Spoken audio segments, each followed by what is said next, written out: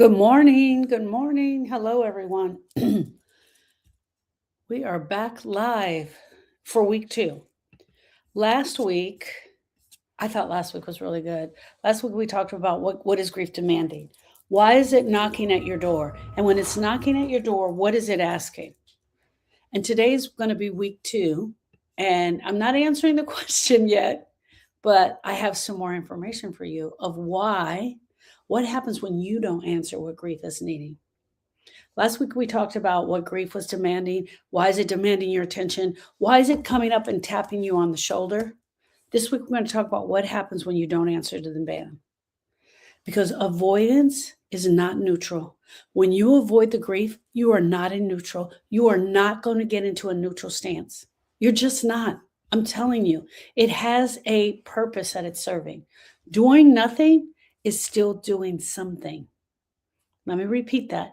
Doing nothing is still doing something. What is that something that you're doing? You're avoiding. And most grievers are not choosing avoidance on purpose. Most grievers are not choosing avoidance on purpose. Their body is choosing it for them. Their brain is choosing it for them.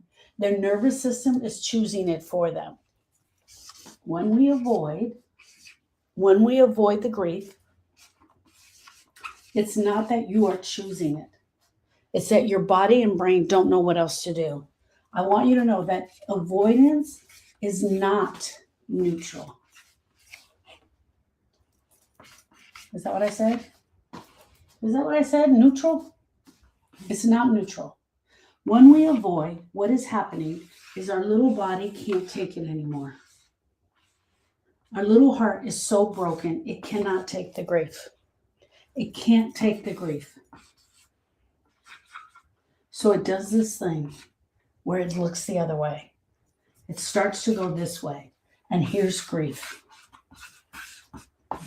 And you have this soul thought, I don't know what this is, but I'm not going that way. That was me. That was me. Avoidance is not neutral. Where in your life are you hoping time will do the work for you? Where in your life are you hoping that you can just sit around and that time will fix it? What other thing in your life? Is it your work? Is it your taxes? Is it cleaning out the closet? Seriously, are you hoping that if you just wait long enough, you'll open the door and the closet will be cleaned? Because that doesn't work. And it also doesn't work in grief. We cannot just sit around and hope that one day we open the door and the grief is gone. Time alone is not going to do it. Avoidance is also not failure. It's not neutral and it's not failure.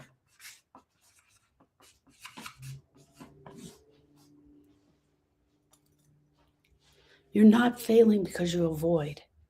Your body is in survival. It's in a survival response. When grief feels too big, too painful, too overwhelming, your nervous system steps in and it says, we can't handle this right now. So it distracts, it numbs, it comes up with other things to do, it delays, it keeps you moving. And that, my friends, is not weakness. That is you in protection mode. Look at this. This is your nervous system. Gotta make sure y'all can see my board. I'm all over here. Yeah. So this is your nervous system doing what it's supposed to do. It sees that grief and it wants no part of it. So it says, I need to protect you. I need to protect you. Go this way. Not that way. Go this way. It's a protection. It's a protection to get you out of the way of the grief. But protection is not healing. Protection is not healing. Avoidance is not neutral or failure. Protection is not healing. When you get into protection from the grief, it does not equal healing. This equals running. This equals avoiding. Protection equals keeping busy. You're going to do all the things. You're going to do all the things that you can do to stay away from it. push my board back a little bit so y'all can see it all. I took a cabinet apart and I have all this junk back there. I got to get off. Okay. Protection does not equal healing. It equals running. It equals avoiding. It equals keeping busy. I have a question for you. What has your body been doing to protect you from feeling too much? What is your body doing to keep you from feeling too much? Avoidance works in the short term. It absolutely works in the short term. And it feels good. Here's the other thing about avoidance. It will give you some relief. Some relief. It will give you some relief. It'll let you breathe. It helps you to get through the day. It helps you to get through the night. The problem is that the avoidance teaches your body the wrong lesson. It does not create safety for you. Your body, in order to breathe, has to feel safe. It has to feel safe. And I don't mean safe at home.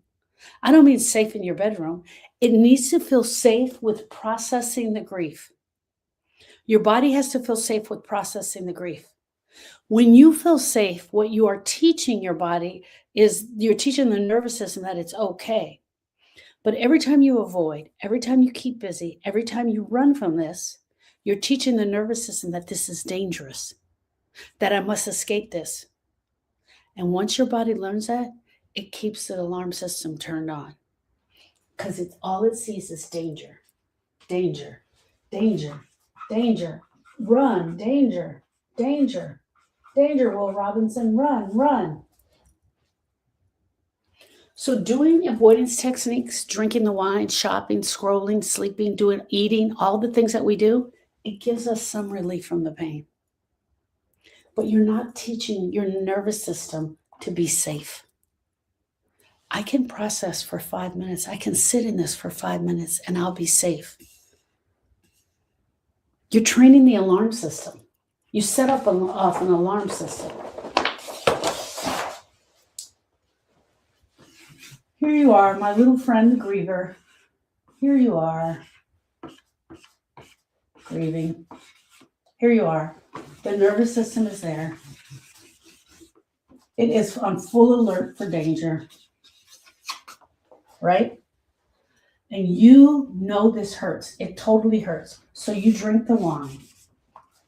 You drink the wine. You actually drink 3 glasses. You drink 3 glasses of wine. And to you, that feels like relief. It is relief. It gives you some release because you're really feeling good at this point. You're really feeling good after the 3 wines. But the only thing you've done, so now you've got relief. You're drinking the wine. Your nervous system was like, oh. But all you did was teach it that in 5 minutes, the danger is going to be back. It's not going to be 5 minutes, but in the morning you wake up, it's going to feel the pain again. All you did was set up the alarm system.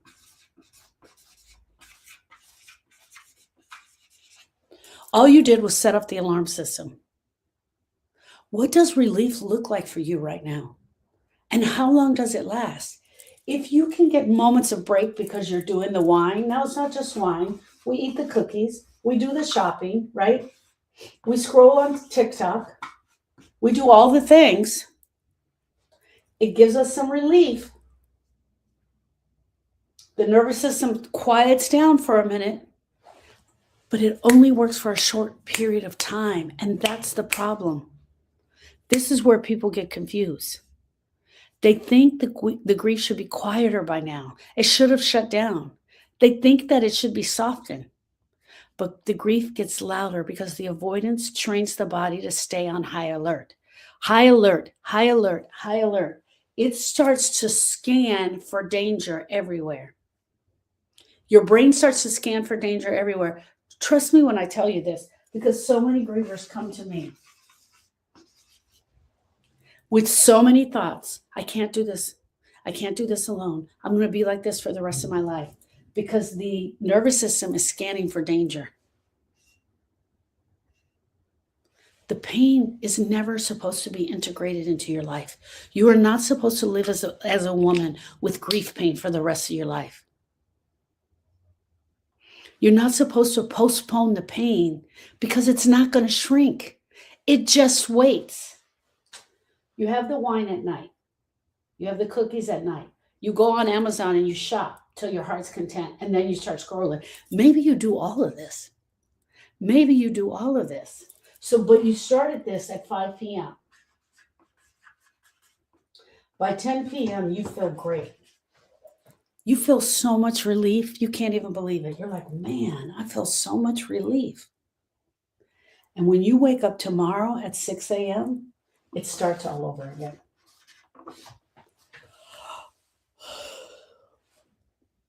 Oh, yeah, that happened. He died. Excuse me. I can't do this. I can't do this. I can't do this. And you start all over again. But you sure as hell ain't going to start drinking at 6 a.m. When grief is avoided, the nervous system never learns that the pain is survivable. It never learns that sitting in the pain is a safe place. So the body tightens. Your emotional tolerance starts to shrink. Your triggers come up. Small things start setting you off. You cry over things that don't make sense, or you feel nothing at all. Both are signs that you're avoiding and not healing. Avoiding the emotional pain shrinks the tolerance. Your tolerance starts to shrink. You don't have the tolerance to go in here and look at this. What is this anyway? What is this thing that you need to look at? It's sad. It's broken. It's being alone. It's lonely. It's where are all my friends? Where are the people I thought was going to be here? It's absolutely looking at the grief. And I'm only asking you to sit in it for 1 minute. Sit in the sad for 1 minute. Avoiding grief does not stay emotionally. Avoided grief does not stay emotional. It turns into your behavior, the behavior of how you show up as a griever. It turns into you controlling everybody around you and controlling everything around you, because control feels safer than uncertainty. You're not really sure. It also turns into anxiety because the body is bracing itself for impact. It's going to happen again. I know it's going to happen again. It turns into anger. Anger is the bodyguard for all of these emotions. So it turns into anger. And you start yelling and screaming at everybody. You start yelling and screaming at your kids. You're yelling and screaming at your husband. You're mad. You're yelling and screaming at the principal when you go to the school because he's an idiot. It turns into anger because anger has energy. Anger has energy that feels heavy. Listen to me.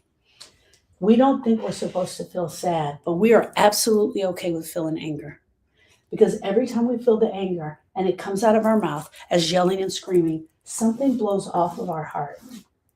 And when that something blows off of our heart, it feels like we're really processing something. It feels like we're moving grief energy. It feels like something is really moving. You're like, dang, that was great. But here's the truth. Here's the truth, my friend. All you did was yell and scream. Because if I move this anger out of the way, what is still there is sad, broken, alone, lonely, lost. It's all under there. Frustrated. It's all under there. Avoided grief becomes your behavior. It becomes your behavior of how you show up. Which of these shows up the most when grief gets close? Is it the anger? Is it the actual emotions?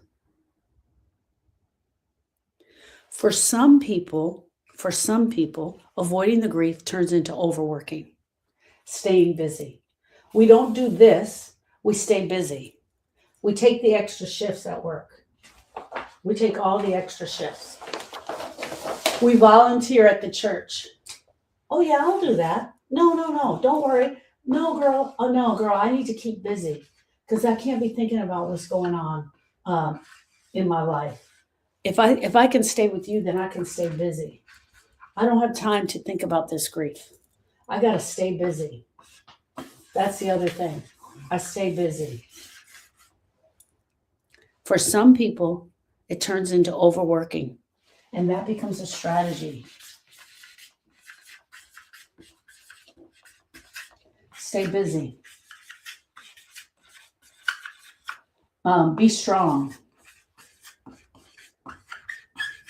This is an avoiding technique.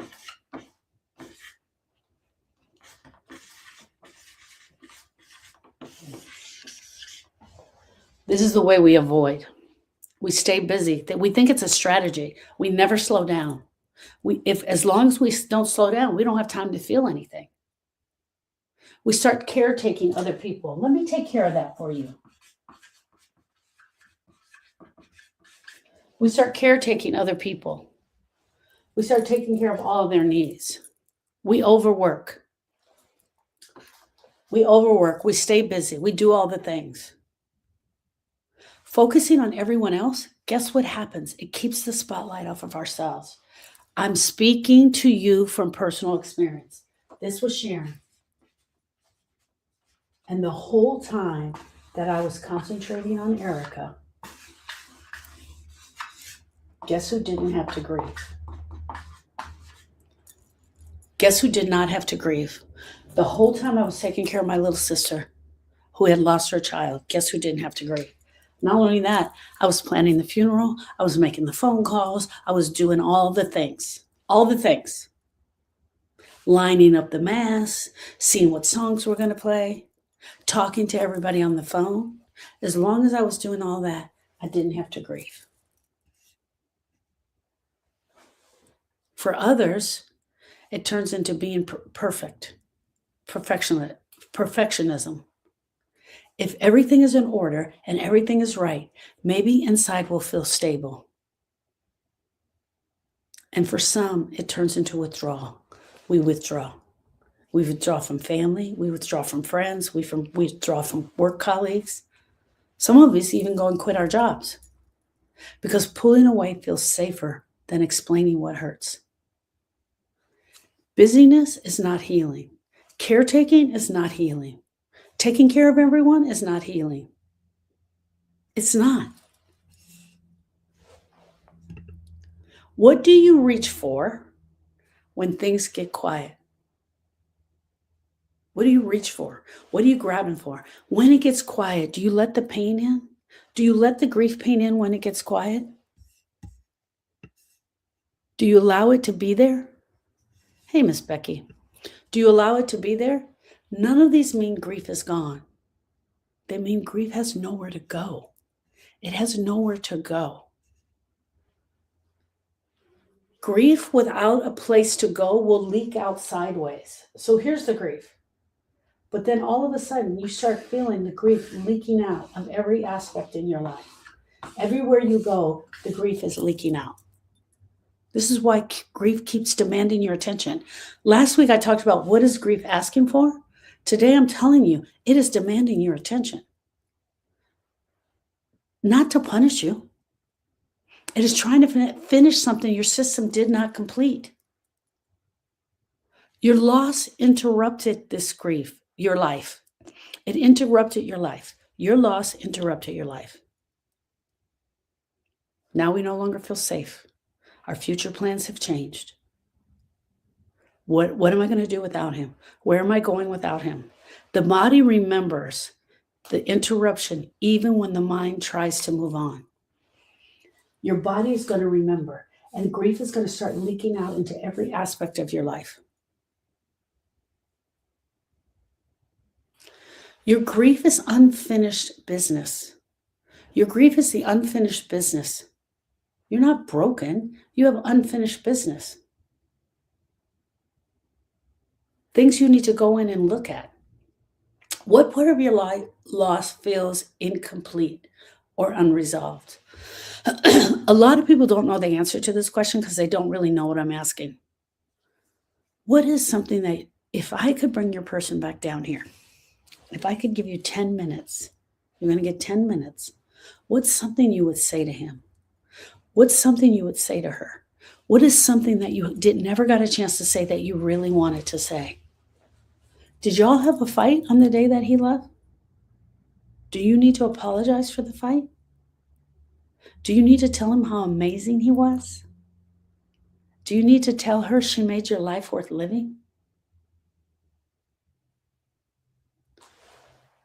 We always think we have more time, more days, more time, more days. And a lot of times we don't say the things that need to be said. And when our person is gone, most times we are left with things we need to say. What part of your loss feels incomplete or unresolved? Avoidance creates this identity for you. It's a new grief identity. And hear me out. It's the identity of, I'm the griever. Over time, people stop saying, I'm grieving. And they just start saying, I don't know who I am now. I don't know who I am without you. They call themselves anxious. I'm anxious. I'm just so anxious. When I ask people what emotion shows up the most, they say anxiety. Irritable. They shut down. They're broken. Those are not identities. Those are symptoms of unfinished business, unfinished grief business that you have to take care of.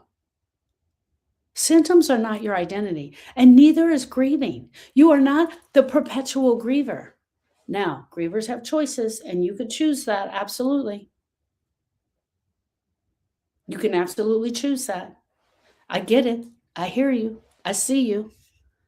But when I tell you, I have met so many grievers, especially recently, that have taken on the identity of griever, and they are refusing to move beyond that.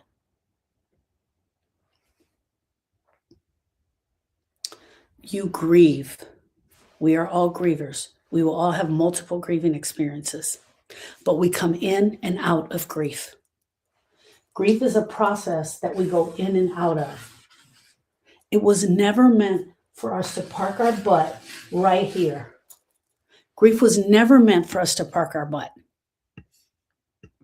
It was not meant for us to become the griever and just sit. You got action steps to do, girl. You got business to do. What labels have you put on yourself? Anxiety, broken, griever. Grief avoided long enough becomes familiar. When we avoid that grief long enough, it becomes familiar. That pain starts to become familiar. There are so many grievers who tell me, I don't want to get rid of this pain. And I know exactly what they're talking about because that was me. I didn't want to get rid of the pain. Avoiding the grief long enough makes the grief become familiar. And familiar pain can start to feel safer than unfamiliar healing. When I tell you you're going into the future and you're going to work on your relationship with your person and you're going to go into in the future and you're going to feel healed, that feels scary. That feels scary. And so a lot of times grievers will pull back and they're like, no, I want this. I want this thing that I'm carrying around. Not because you want to suffer, but because your nervous system has learned that this is the safe place. Not grieving, not allowing the emotions, staying in the pain is the safe place. Because it doesn't know what the future holds. And when it doesn't know what the future holds, it ain't going that way. It is refusing to go that way. Familiar pain feels safer than unfamiliar healing. Familiar pain feels safer than unfamiliar healing. What scares you about feeling different? What scares you about feeling different? What scares you about going after the grief? And right here, right now, what I'm talking about is when most people get stuck. Girl, I'm not telling you anything that I didn't experience. I absolutely didn't want to do this. Excuse me. I didn't want to do this. Because if she took the pain away, she was going to take the one thing that Austin left me with. She was going to take the thing that Austin left me with.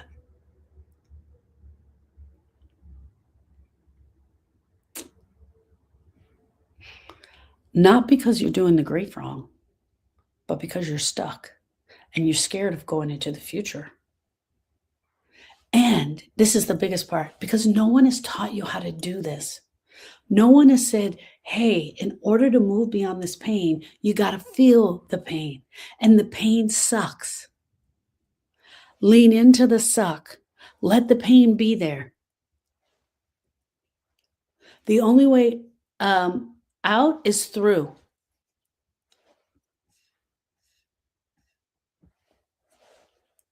Who taught you how to grieve when this first happened? When was your first grieving experience? Who did you see grieve in your life? Did you see mom, dad, grandma? How did they grieve? How did they do it? Did you see them cry? Did they sit you down and say, this is grief and this is what it's going to feel like? I don't know about you, but that's not what I got.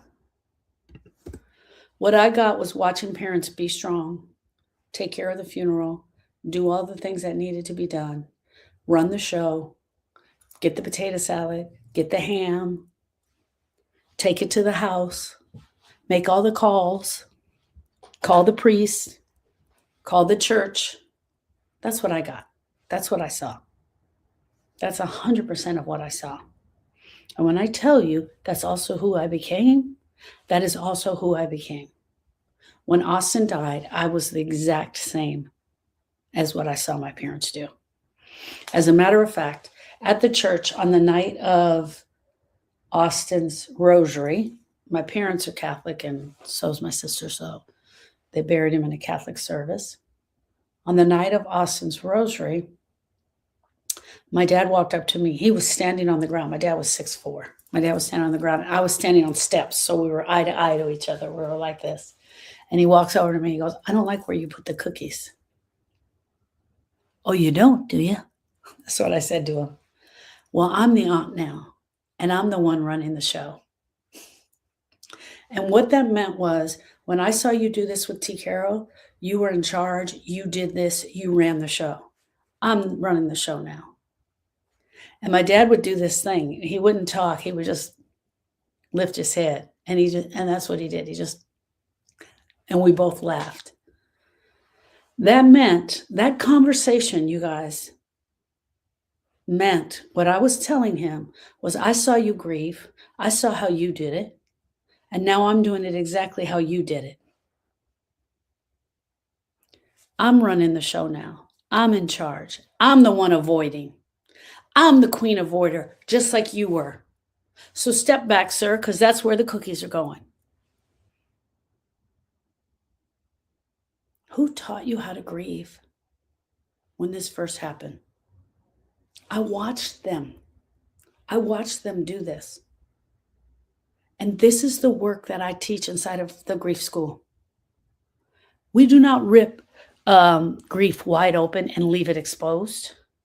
I teach you a little bit at a time. I teach you how to allow your body to feel safe, how to allow your nervous system to feel safe.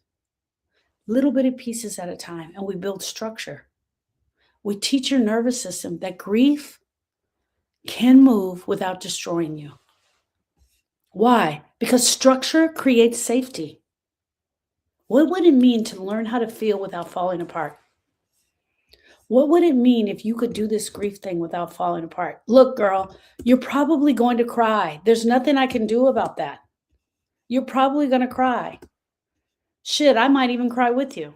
That's the way it is. You're going to cry. So let me just say, now that I've said that, let me just say this. Tears may or may not be a sign for you. You can either be crying or not crying. Both of them do not tell me whether you're grieving or not. I do talk to you about tears because it tells me something else. Up until now, avoidance has kept you alive, and that mattered, and it still matters. But it is not meant to be a permanent strategy. It is what we use in the beginning when we don't know what else to use.